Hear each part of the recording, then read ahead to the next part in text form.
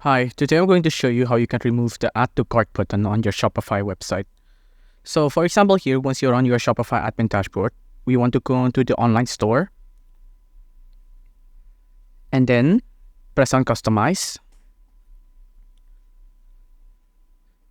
And in here, we have our product, the t-shirt. Let's click on that. And we have two buttons here, Add to Cart and Buy It Now. We just want the Buy It Now button and get rid of the Add to Cart button. So the thing I want you to do first is by click that. And then I want you to uncheck this Show Dynamic Checkout buttons. And then it'll make the button only one. Now we want to change the Add to Cart button onto a Buy It Now button. So I'm going to save this first. And then let's go back.